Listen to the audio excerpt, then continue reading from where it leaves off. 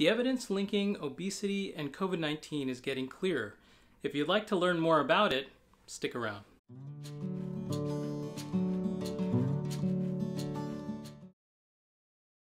Hi, I'm Dr. Morale, internal medicine doctor and obesity medicine specialist, and this is Dr. Morale Weighs In, where I weigh in on topics related to weight management, drawing from my own personal struggle with weight, as well as my professional experience as an obesity medicine physician. In a previous video, I described how COVID-19 infection is like throwing gasoline on a smoldering fire of inflammation caused by visceral fat. If you want to watch that video, click on the link in the card above. In this video, I'm weighing in on a study that I recently published with colleagues describing how significantly obesity raises the risk of death with COVID-19 infection. We published the study in the Annals of Internal Medicine, and in it we analyzed nearly 7,000 patients with COVID-19 infection.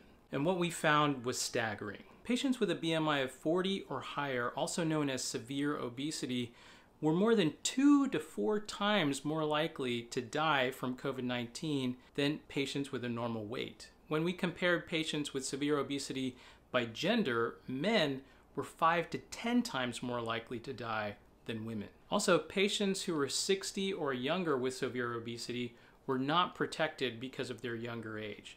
Their likelihood of dying was much higher than individuals who were normal weight but the same age.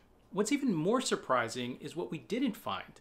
Conditions like diabetes, high blood pressure, heart disease, COPD, asthma, and smoking did not significantly increase a person's risk of dying compared to severe obesity.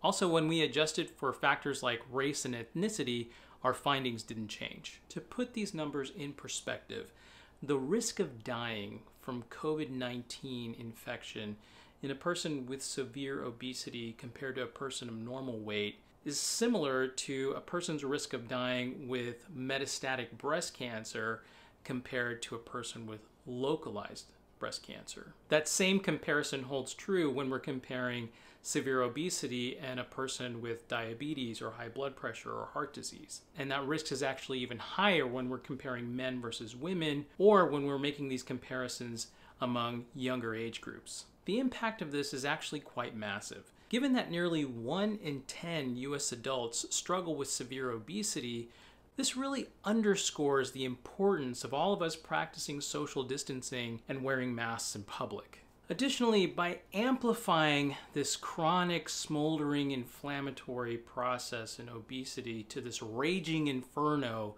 of severe illness, COVID-19 is making it hard for us to ignore that in some people who carry around extra fat, obesity is a disease in and of itself, independent of chronic conditions that are usually associated with obesity, like diabetes and high blood pressure and heart disease, etc. Beyond the impact of showing how obesity increases the risk of COVID-19 death, my hope is that this study really demonstrates that all of us need to put obesity treatment and prevention at the same level of priority and importance as other disease conditions. The rates of obesity have tripled over the last 30 years, and by 2030, half of US adults are expected to be obese, and a quarter are expected to be severely obese. While 60% of Americans with obesity are actively trying to lose weight, fewer and fewer actually have